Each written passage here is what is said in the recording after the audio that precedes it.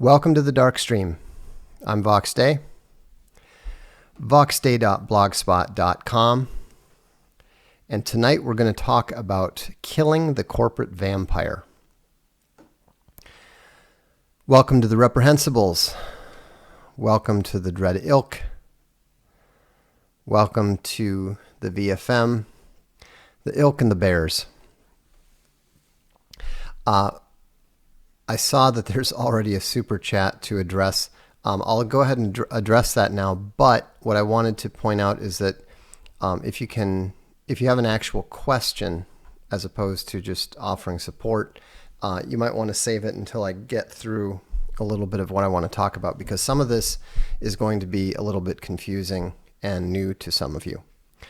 Sigma Bear asked, from bartering to free market to government regulations, monopolization, then the vampires smell blood and help speed up the collapse of money.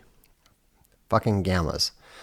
I understand what you're saying there, but that's not actually the analogy that I'm going to draw here. You certainly can liken the financial sector to vampires. I think that's certainly appropriate in a number of ways, but that's not the specific analogy I had in mind. If you think about it, what is one of the chief aspects of a vampire? What is something that when we think about vampires, what does that mean? It's not just about drinking blood. It's not just about being predatory. It's about being immortal. And what organizations do we know are functionally immortal? And that is the artificial person, the juridical person known as the corporation. And what's interesting is that a lot of people are under the false impression that corporations are part of capitalism. And what they don't realize, what they don't know, is that corporations have nothing whatsoever to do with capitalism. There's no connection between corporations and capitalism. The People's Republic of China is one of the biggest, it's the biggest communist entity on earth. And the biggest corporations in the world are wholly owned entities created and owned by the Communist Party. In fact, corporations are creations of government. That's why it is a false dichotomy when we talk about trade and that sort of thing. People say, well, you can't tax corporations because that would be an infringement on freedom. It would be an infringement on the economy and so forth.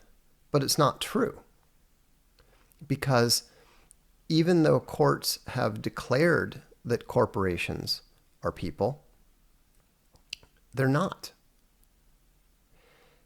And the way that we know that these artificial government-created persons are not actually people is that they don't have the responsibilities of people. And so, Ty McCullough says, you shouldn't tax anything. There's no reason not to tax a corporation. A corporation is the government. You don't have a corporation without the government. Reluctant Messiah says, do you consider a corporation another form of government? No, I think that you could have a corporate form of government, an actual corpocracy. I use the term corpocracy quite often. But no, the corporations are not the government. They're more akin to being agents of the government. They're agencies. It would be like saying, to say that a corporation is a form of government wouldn't be correct. That would be like saying the Supreme Court is a form of government. It's not. It's just a element of the government. It's just an agent of the government. And so, to say that you can't, to say that the government shouldn't tax a corporation is like saying the government shouldn't tax itself. And so, and in fact, Anthony Dunn is right. Government is another form of corporation. And there's a lot of people who will talk about, the idea that the distinction between the U.S. government and a corporation of the U.S. government. I have no interest in going down that rabbit hole.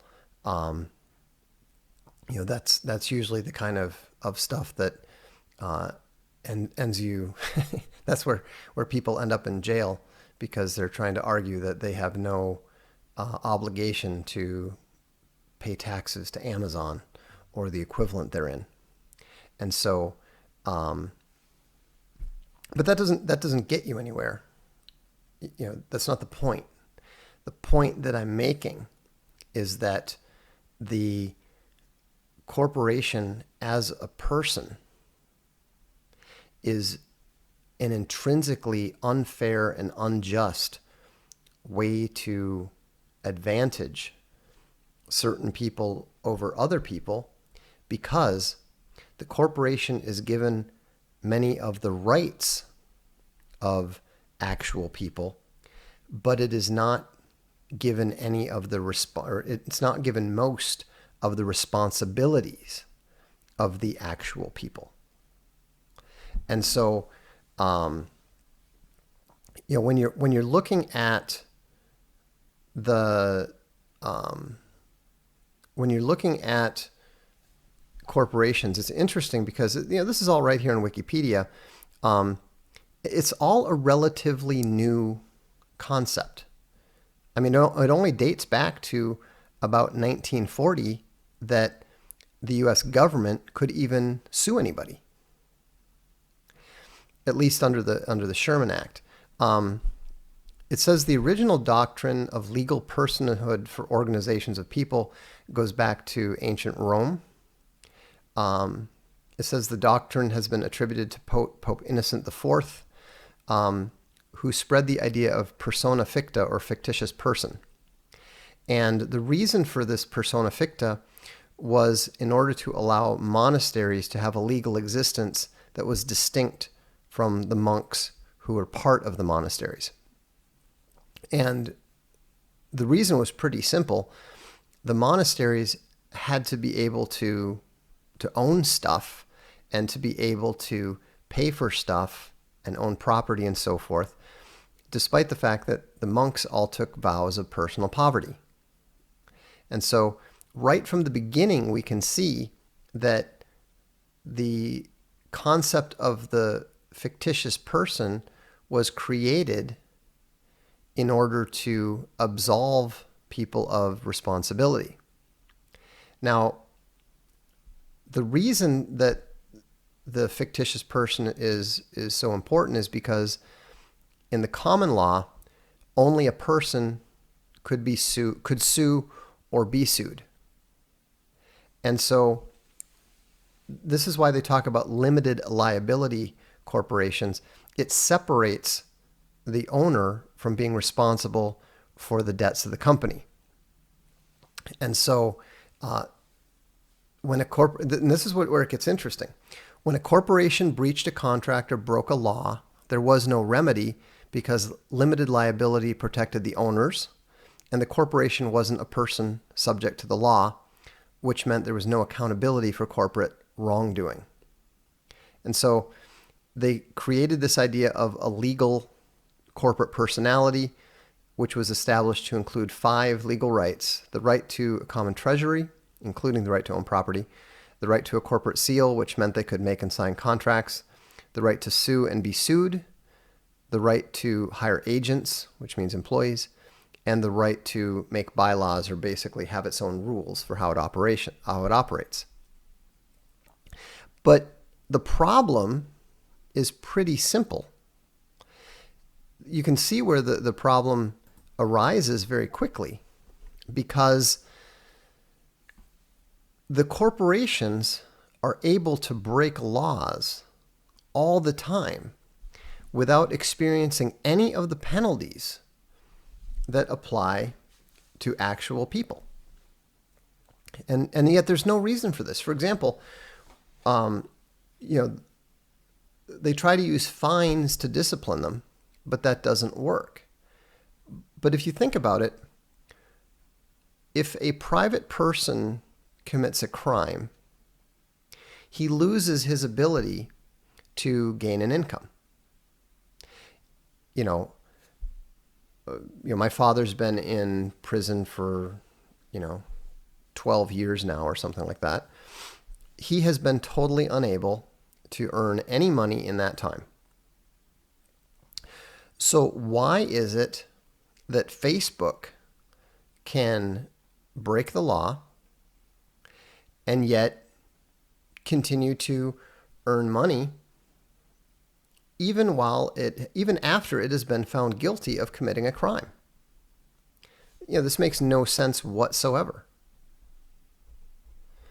Let me address a couple of the super chats here. That was the initial point that I wanted to make. Let's see. What do you mean, Vox? The corporate Freedom or War says, what do you mean, Vox? The corporate shills don't have my well-being in mind? Well, I think it's even more important to take a step further back from that. A corporation can't have anyone's well-being in mind, including its own, because it's a fiction, because it doesn't exist. It doesn't have feelings. It doesn't have objectives or goals. It's just a fiction. Jilly Bear Lawson says, any opinions or have you heard of the New Hampshire Free State Project? As an older couple looking for more like-minded community, daughters now grown and raised. Thanks, Vox. Love your channel and blog. Thanks, Jilly Bear. Appreciate the support. I have heard of the New Hampshire Free State Project. I think that it has been a failure because it's been overwhelmed by people from Massachusetts who are doing the usual left liberal thing of trying to escape the realities of the very policies that they voted for. And so that's to get back to the topic of the corporation. The only way that corporations are ever going to behave in a responsible manner is not by trying to hold the corporate officers liable. They've been trying to do that. They've been trying to do that for generations, but all that they've managed to do is to create this pirate class of executives who look upon the corporation as something to be pillaged.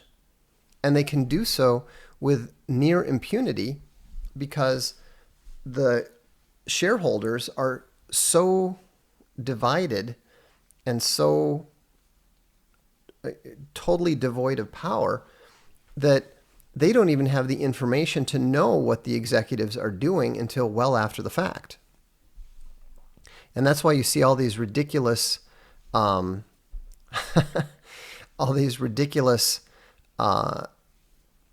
parachutes and all these ridiculous contracts that offer the executives massive, massive, massive sums of money, despite the fact that they have nothing to do with their success. Especially when the executive's compensation is tied to the stock price. Because the success of the company has nothing to do with how well its stock price is doing. If you look at Theramon, the company that Elizabeth Holmes created, they were going to have this new technology to do blood testing. It was worth $2 billion at one point on the stock market. Was that because of her? Well, to a certain extent, she was behind the scam.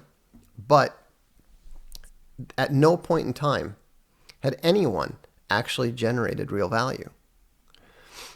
Iamblicus2 says from Australia, God bless you, Vox. You are the man. Owen is the man also, except the 3-hour rants are too long. Hey, it's Owen's signature thing. It's what he does. Live Free or Die Bear says, I don't think Vox's answer to Jilly's question made sense. Okay, let me be more specific. I am familiar with the Free State Project. I knew about it before they even picked the state. I thought that it was a mistake for them to pick New Hampshire, and the results of it tend to indicate that it was a mistake. They have not really been able to significantly affect New Hampshire law. I don't know if it's because enough people haven't gone there or because the number of people that moved there got overwhelmed by the number of people moving from Massachusetts to New Hampshire. But regardless, I don't think that New Hampshire is a place that I would necessarily want to move. I would, if I was thinking long term, I would be looking more at Montana, Idaho, or the Dakotas. Let's see. Jester says the corporate officers escape liability due to corrupt legislation and lawyers who redefine corporation law for aggrandizement instead of societal good. That is true as well. You know, the original corporations were set up with charters that were meant to focus on a specific benefit to society. And so the newcomer says, Hegel said the corporation was the cornerstone of the nation state. Well, it is, but he means that in the sense that the state is a corporate entity. He's not talking about modern limited liability corporations. That's very much outside what Hegel is talking about. And that's why it's so important to understand definitions and understand that different definitions apply to the same word. You need to be very careful about what definition you're applying. You know, you can also talk about the physical body as being, you know, we talk about your corpse, it stems from the same concept, the same core concept.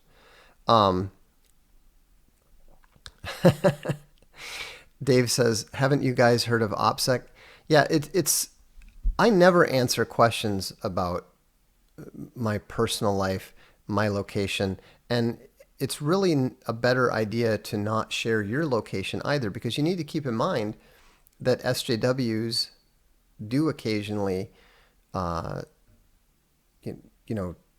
go through the chats and go through the who's supporting what in order to try to use it against you. And so it's be disciplined about sharing personal information. Corbett Plastering Incorporated says, in the U.S., it's very beneficial to incorporate a small company. You avoid risk and Social Security won't exist in 25 years. Yeah, there's no question. I'm not telling people don't form a corporation if you're getting into business. We're not talking about that. We're talking about on the macro societal level, what can be done to rein in these massive multinational, soulless, resource-sucking vampires that are breaking laws all around the globe with impunity. You know, I think it was France recently fined Google $57 million for something. Google doesn't care. They don't care at all. But you know what they would really care about? If they were sentenced to a equivalent of a prison term where they were not permitted to take in any revenue in the jurisdiction where they had violated a law.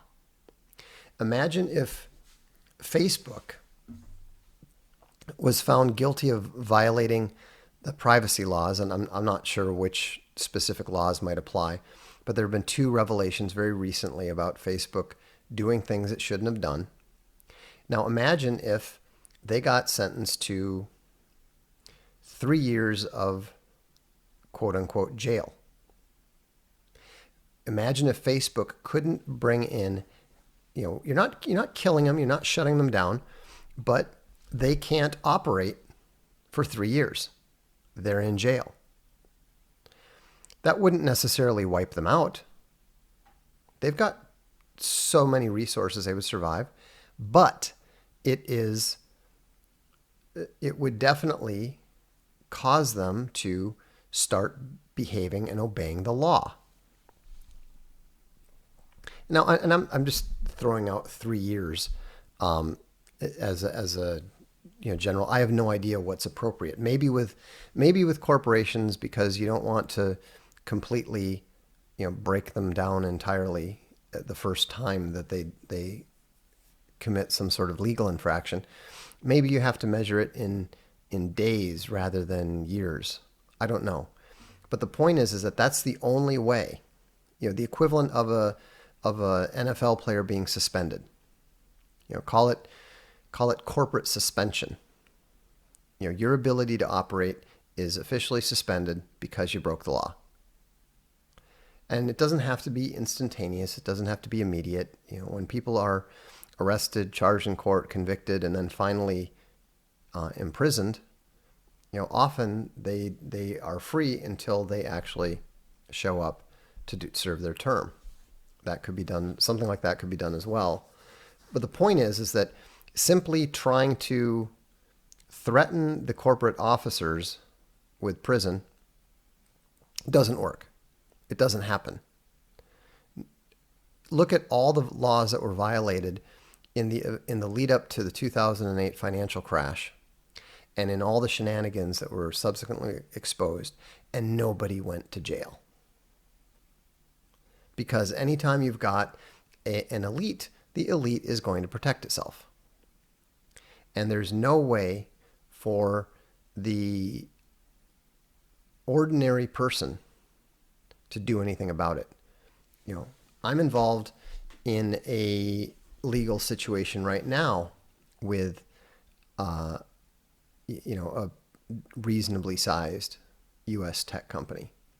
And it's only because we have such strong support, we have such smart people, and we just happen to have the right combination of people that we're able to do that.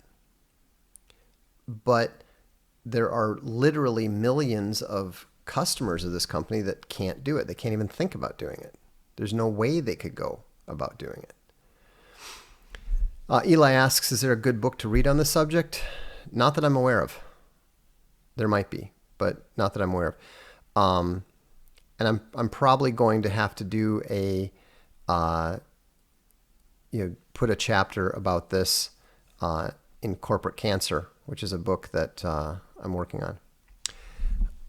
Here's a good question from Ryan. Vox, what are your thoughts on dogs? Dogs are the best. Favorite and least favorite breeds? My favorite breeds are the Vizsla and the Ridgeback. And my least favorite breed is probably poodles. I don't like poodles.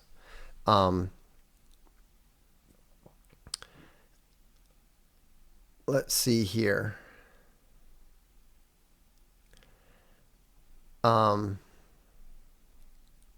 Truck My Ad says he gives you audiobooks worth the super chat dollars.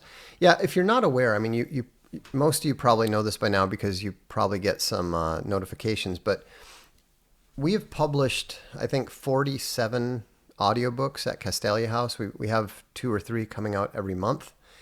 And what we're doing is we've actually set up our own store. So you can buy them on Audible. That's fine. But we really prefer folks to buy them from our archavencomics.com store because that way we don't have to give most of the revenue to Amazon. And you also the quality is higher. It's about 4 times higher audio quality. And it allows us to get this stuff out quicker and faster and under our control. And it allows us to do things like put up 1.5-hour, 2-hour long extended audio samples from the book. So today I put up a 2-hour sample from my book, The Irrational Atheist. So if you've ever been interested in that topic, there's a 2-hour sample of the 10-hour audiobook. What we try to do is we try to put coherent stuff in it. So even if you never go on to listen to the whole audiobook or read the whole book, you'll still come away with something either interesting and entertaining in the case of a novel, or something useful. So in this particular case, it really covers my thinking on science and how that relates to the way atheists use science to attack religion. I think that you'll find that it's a pretty strong case that's presented there. So, it's I think it's worth checking out. Ian says, I really like the audio samples. We'll be getting some of your books for sure. Well, that's cool. That's that's kind of the idea. Joe Cairn says, buying The Irrational Atheist. Thanks to that clip. It was great. Thanks. It's kind of interesting because, being an author, I don't tend to think about the fact that the market here is different. You've got a totally different group of people here on the Darkstream than follow my blog, for obvious reasons. If you're somebody who likes to listen to streams or likes to watch them on video, you're not necessarily going to be following a text-only blog. I mean, that's one of the reasons why my readers were encouraging me to move into it. So it's always kind of interesting when I'll get an email from somebody from the Darkstream who says, hey, I just discovered you from Owen's stream or this, that, and I was really interested to know that you've written a book. I've published like 16. So it's a good reminder that your own little corner of the world is very, very small, and that there's an awful lot of people that have no idea who you are, what you've done, why they should pay any attention to you. And so that's why I thought, what? I tend to think of anybody who is a follower of mine. Of course they know all about The Irrational Atheist. I mean, I wrote it 11 years ago. But then I realized that there's plenty of people who have just started, listening to or watching these streams or listening to the podcasts in the last month. And so that's why over the next, I don't know how long it'll take us to get caught up. What I'm going to try to do is to put up a new extended audio sample every other day or so. And we've got a lot of books to get through. We've published, not counting the comic books, I think we've published something like 112 books. And so we're not even halfway through recording the audiobooks, much less getting the audiobooks up on Archaven. I think we've got about 20, 21 up on, no, we've got 25 up on Archaven, but then, we've only got 4 extended audio samples up on the Darkstream so far. So anyhow, there's plenty of room to grow there, plenty of new stuff that you guys can encounter, and some of it you'll like and some of it you'll find interesting, some of it you won't. But you know what? It's not going to cost you anything, because if you can't tell, after an hour and a half, you'll have a pretty good idea of whether the book is of interest to you or not. Yeah. In fact, Darren Winder comments on what I was just talking about. He said, I hadn't countered your books before I found your stream, but I'm excited to read your fiction, especially based on your economic and religious insights. There is a lot of my intellectual ideas in the books, but for the most part, with the exception of the Eternal Warriors novels, they're not what I would call didactic. They're not, or to put it more simply, they're not designed to teach about the ideas. They're not designed to preach about the ideas. They're usually there to play with the ideas. You know, how do you know the whole world of Selenoth came about because I was thinking about my frustrations with the fantasy novel world. I mean, here you've got all these different medieval societies, fake medieval societies, and yet none of them are ever written with the most significant medieval institution, namely the Catholic Church. So I started thinking, well, what would happen if you dropped the Catholic Church, the medieval Catholic Church, in the middle of Middle Earth?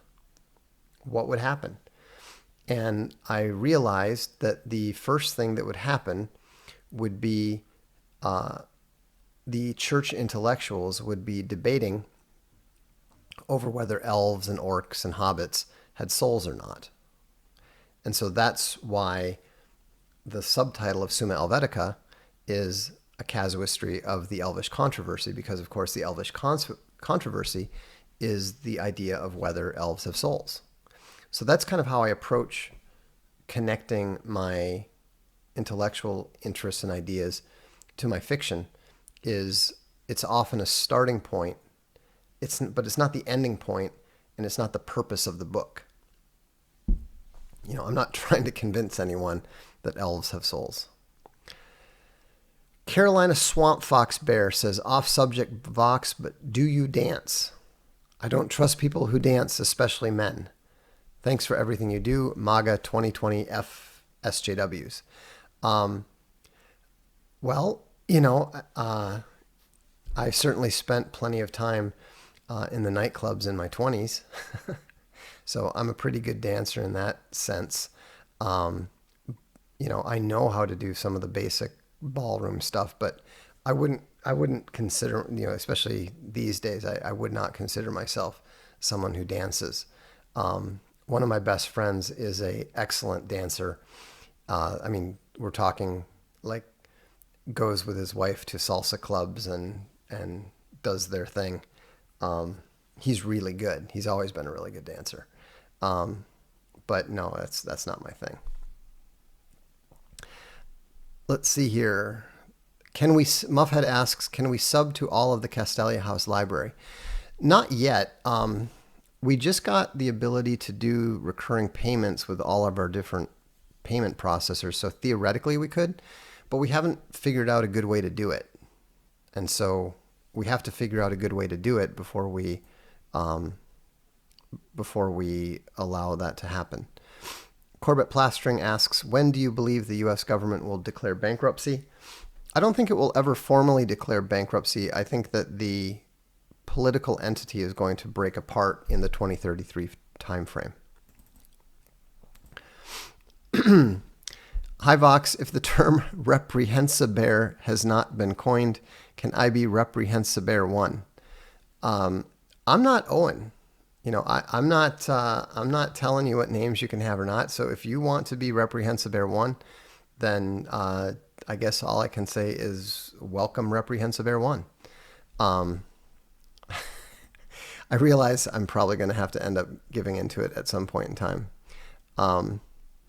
So I just don't, you know, Owen's got really big feet. I don't want to tread on his toes, you know. Muffhead has a good idea. Make sea levels, no, actually I don't think so.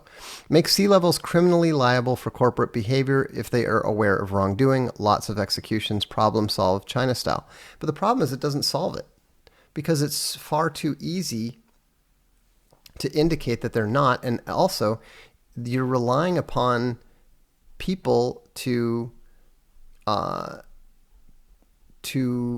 penalize their own class.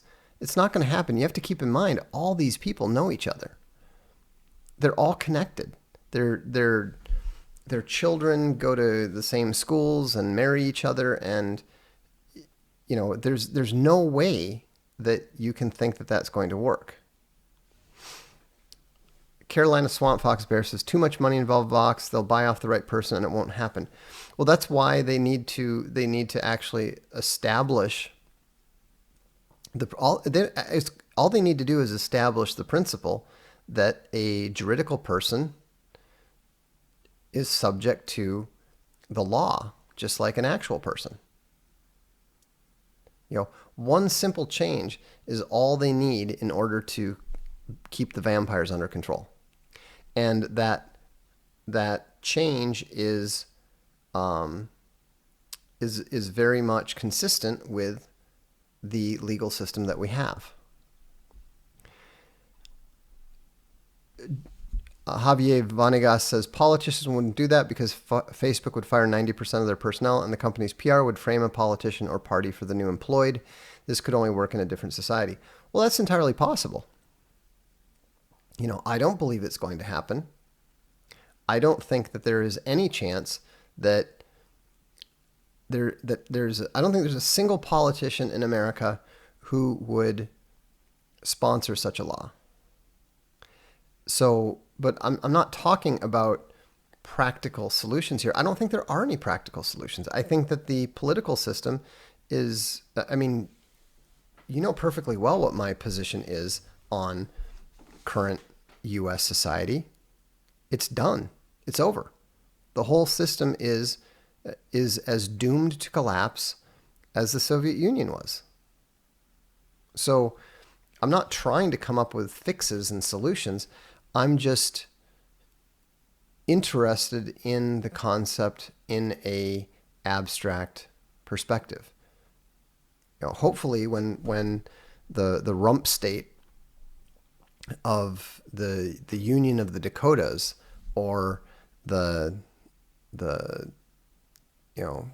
Confederacy 2.0, hopefully they will learn from some of the mistakes that the United States society has made. Robert Jameson says, I'll prove you wrong, Vox.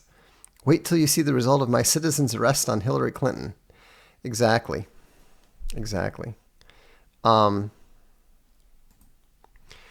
Harmat says, are we smart enough to target a bad acting corporation with a show of boycotting at a certain time or day in the future?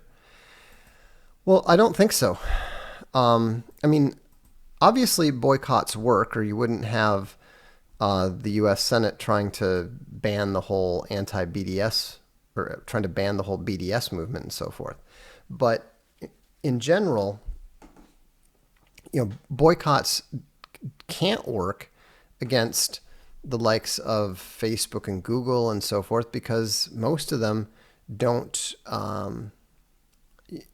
Most of them don't really need the money. They have so much money that they can afford to throw away $2 billion a year running YouTube. YouTube loses money. YouTube loses over $1 billion a year. That's why nobody can compete with them, because who else can afford to lose that kind of money? Travis Moss asks an insightful question. Would you place The Missionaries as your favorite on your imprint? Yes, that is the book that when people say, what is the book that you are most proud of publishing? It's what is the best book that you've published? I always say The Missionaries. The second after that is Awake in the Nightland. Awake in the Nightland is a truly great science fiction book. Truck My Ad says, I'll get the longest audiobook probably just to support. That would be my own A Throne of Bones, which is 31 hours and 22 minutes. We also, by the way, I should mention, we also try to keep the pricing very competitive. For 31 hours and 22 minutes, it's only $29.99. So you're actually paying less than $1 per hour, which is some of the least expensive fun you can have these days, unless you're Robert Kraft in Florida. That's a joke. Will says, is it likely that the U.S. will have lost most of its states intact but isolated during the U.S. collapse? No, I don't believe so. I mean, you would think that if the states were more functional and independent, then that would be reasonable, but I don't think it's going to work that way. And there's too much, there's been too much internal movement throughout the United States. So you don't have these strong, state entities anymore that you used to have. Vitam Impenderevero says the system is collapsing, period. It's true. It is true. Hano Hano says, I vote to call the new country of Idaho, Montana, Wyoming, and the Dakotas the Rocky Mountain Republic. I like it. I like it.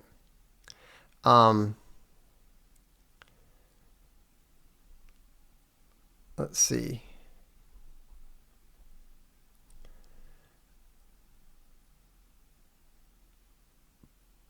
Please interview Craig Wright. I don't know who Craig Wright is. I have to actually get my stream working so that I can have people on it. I want to be able to do that, but Lidsell Barnes says, Vox, I'm not sure how or why you ended up in Italy, but should a man with above average resources and earning potential consider making a life in Europe or outside of the U.S.? I don't think so at this point, because things have changed dramatically. The world has changed dramatically since I left the United States. I left a long, long time ago, and I didn't leave, because of my father's situation or anything like that. And part of why I left was just, I lived in Japan for 6 months during college, and my parents were living in England and Germany around that time and afterwards, and so there were certain things I wanted to see and certain things I wanted to experience, and that was the time we had to do it. If we were ever going to do it, we had to do it. And so we didn't have any permanent plans to move here or anything like that. It was just, we were relatively newly married, and it was an opportunity to,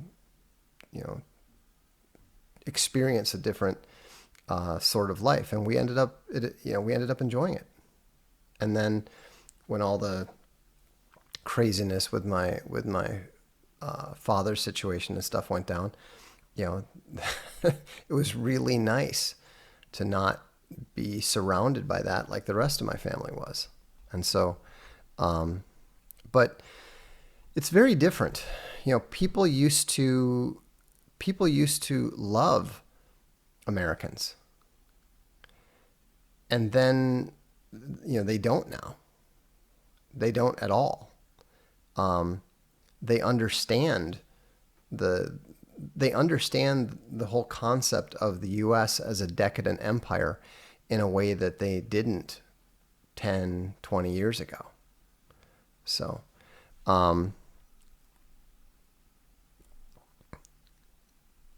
let's see. Vox, any chance we could get a bark stream soon since the dog is feeling better? Well, I hope so. He's not out of the woods yet. I'll show you some pictures soon. You can see how much he's improved. But he's still got some issue with his red blood cells, and so I can't say, hey, it's all good, but it is vastly better than it was. We still have to be careful about not letting him overexert himself. Yesterday he had a tough time because he went out for 2 walks, and one of them was quite long, and it just completely wiped him out in a way that the other dogs it doesn't wipe them out to that extent. And so, but he is much, much better now. Tomorrow I'll show some pictures.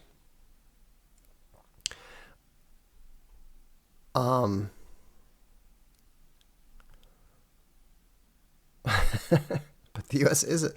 Well, yeah. Well, the stuff. The thing is, a lot of Americans don't realize that there's all kinds of serious problems being caused in the rest of the world by the United States. And we're not just talking about things like invading Afghanistan.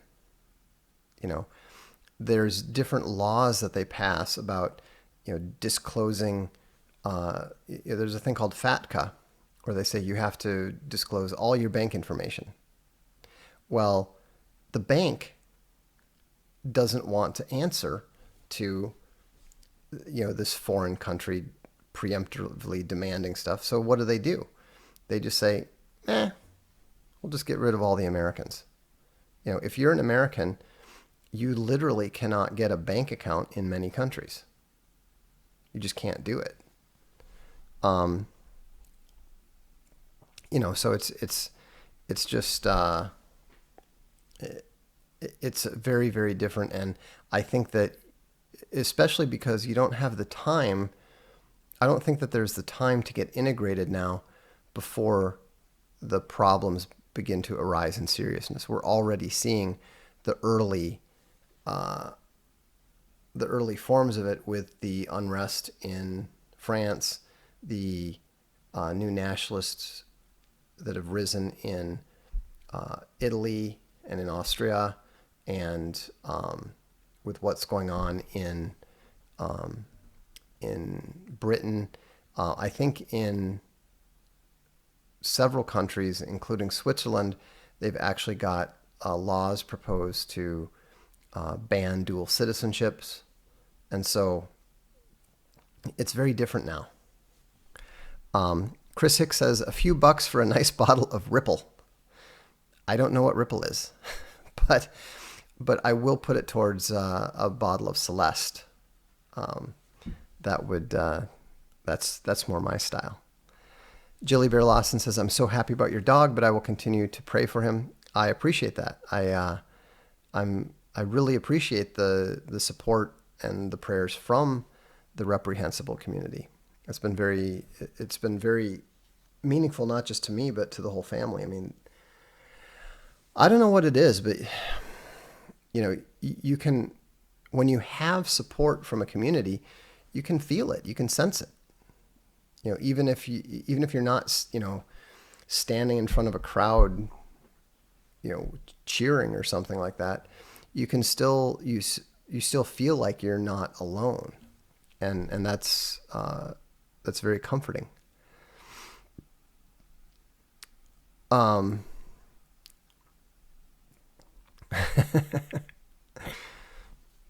Let's see. Vitam Impendere Vero says, you do not, among other things, import foreign nationals with no love of American culture for 50 years and sustain America. Well, more importantly, you can't import foreign nationals whether they love American culture or not and sustain America.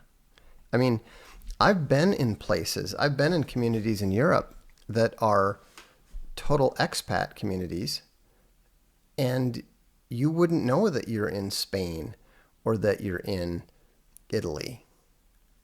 There was a couple that I met, really nice English couple, and the mother didn't speak 10 words of Italian despite having been there for 15 years. And so how does, what they're doing is spreading English culture. They have a little piece of England in Italy. Is that a problem? Not when it's one family. But even if you have 5,000 or 10,000 of them all congregated in an area, it completely wipes out the native culture there.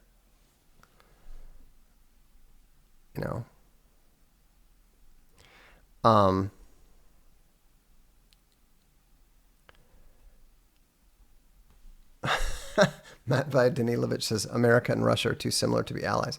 Well, they can't truly be allies because the imperial U.S. cannot brook any rivals. And that's why you see all the constant, on the one hand, it's partly because of the Jewish influence that you see the constant Russia stuff. But China is actually, in many ways, the more serious long-term rival to the empire. The Soviets are or not Soviets, the Russians are the proximate threat to it, but the Chinese are the truly strategic threat to it. And so, the Soviet empire fell because of the weight of its internal contradictions. The imperial U.S. is going to fall for the same reasons, except the U.S., number one, has further to fall, and number two, has more serious problems. It's got much more serious societal rifts that are running through it, beginning, of course, with the black-white divide, but then you bring in the various interest groups and identity groups. And so, there are a number of people who tell me that my estimate of 2033 is probably optimistic. CG wants to know how I came to that conclusion. I did a long time ago. I did back in, I think, the early, around sometime between 2002 and 2004. I don't remember exactly, but I wrote columns about it for WorldNet Daily, and my conclusion was that the average lifespan of a currency is about 70 years, and the United States created a new form of currency in 1973 when the dollar went off the gold standard. And so if you just do the math, that indicated that, if all things remaining average, that 2033 would indicate when something would have happened to kill that currency. Now, some people would have said, oh, well, what's going to happen by then is that the global government will have come about and we'll have a global currency. That was one possible scenario.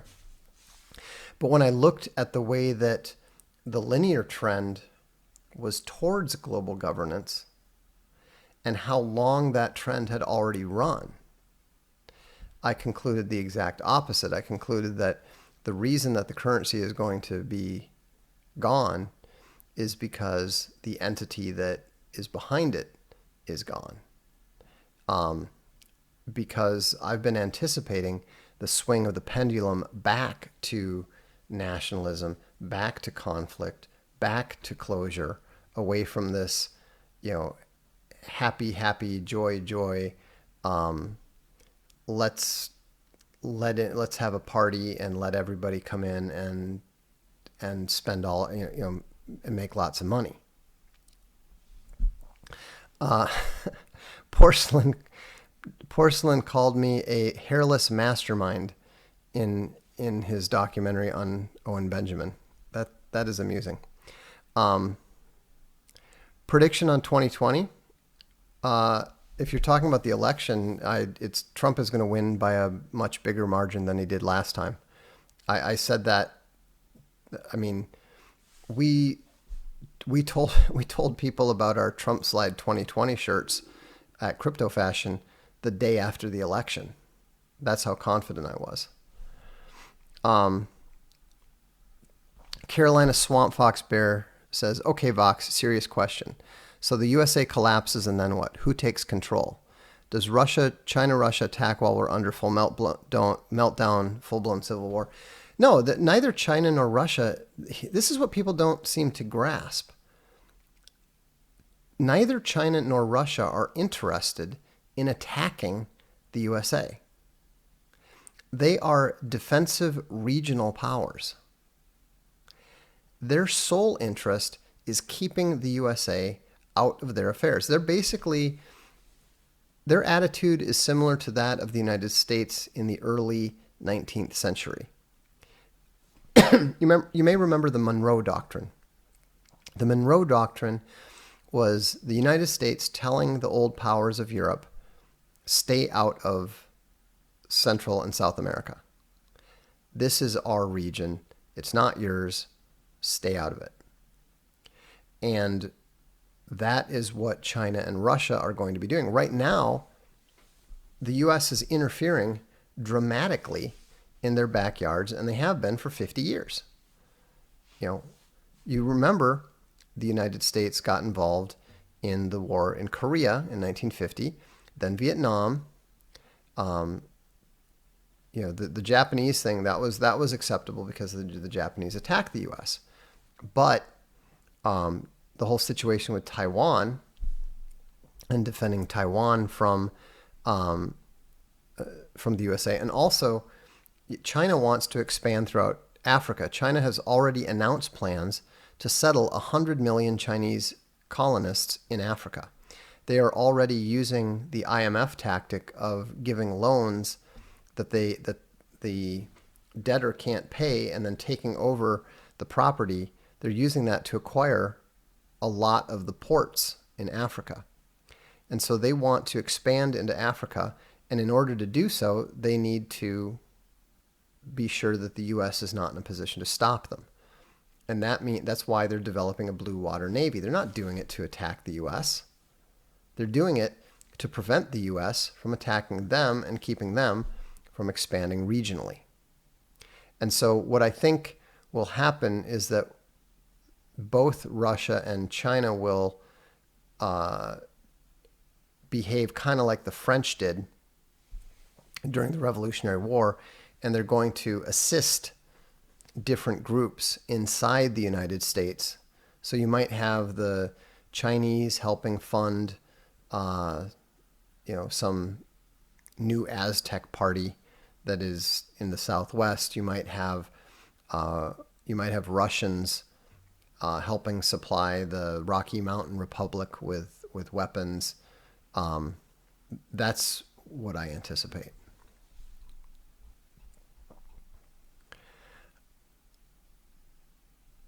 I'm going to ban this guy. Yeah, if you're going to come here and try to spread disinformation about people like Mike Cernovich and Owen Benjamin, you will not comment here again. Just letting you know.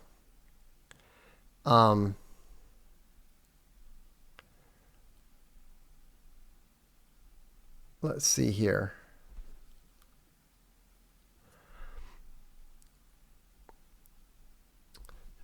Wild Soul 66 says the U.S. can't be occupied by a military force unless we get. The U.S. is not going to be attacked or occupied by a military force, in my opinion.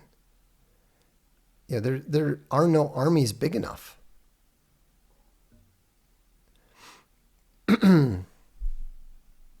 All right. Yeah, Marco, you're banned. I didn't even see your question, and now you're trolling because you didn't get attention. Look, if you're an attention whore, this is not a good stream for you to be watching, because I don't like attention whores. Hano says, do you think China will eventually try to invade the U.S. after it has fully taken over Africa in an attempt to form an empire? No. I don't think that China has any interest whatsoever in the United States. You need to remember the whole Middle Kingdom thing. I mean, they believe that they're the only place that matters. The further that you get away from China, the less it matters. They just want to be able to do what they want without any outside party interfering. China has never, ever been that interested in invading anybody. It's always the other way. It's always the Mongols invading them. It's always, China is not an expansionary power. They don't have an interest in it, other than, their immediate vicinity, like in the case of Tibet and Taiwan. Thanks for interesting why support Israel as a nation. Any economic discussion of corp law, let buyer beware in actual marketing with info search costs? No. I'm pretty sure I could figure that out if I had an interest, but that is not the kind of stuff that I am I'm interested in. Generally, I'm more interested in the abstract and in the hypothetical than I am in the practical and the legal. And also, I have you know, I've had plenty to do legally in the past 2 months here. So let's see. Didn't China try to take over Japan? Well, first of all, it was the other way around. And secondly, if I recall correctly, the quote unquote Chinese invasions were actually the Mongols.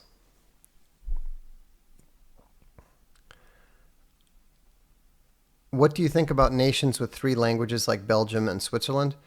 They are far more divided than you think. They're not nations. They're definitely not nations. They're basically states that have formed a reasonable truce among very different peoples. Mr. Tommy Gunn says, Vox, for a newcomer to your books, where should I start? Well, I would say start with SJWs Always Lie on the fiction, unless you're a bucko Jordan Peterson fan, in which case you should start with Jordanetics. On the fiction side, I would recommend starting with Quantum Mortis. If you really, really like fantasy, if you're a big Lord of the Rings fan, go ahead and dive into A Throne of Bones. But Quantum Mortis is very fast-paced, and it's a lot of fun. So, all right. Well, thank you for tuning in tonight. I appreciate it. Freedom or War says, I love you and BB, but maybe I'm crazy. I don't think it's crazy. I think we're likable enough. And so I'll look forward to seeing you the next time. Remember, if you want to check out The Irrational Atheist, there's a 2-hour extended audio stream you can check out and listen.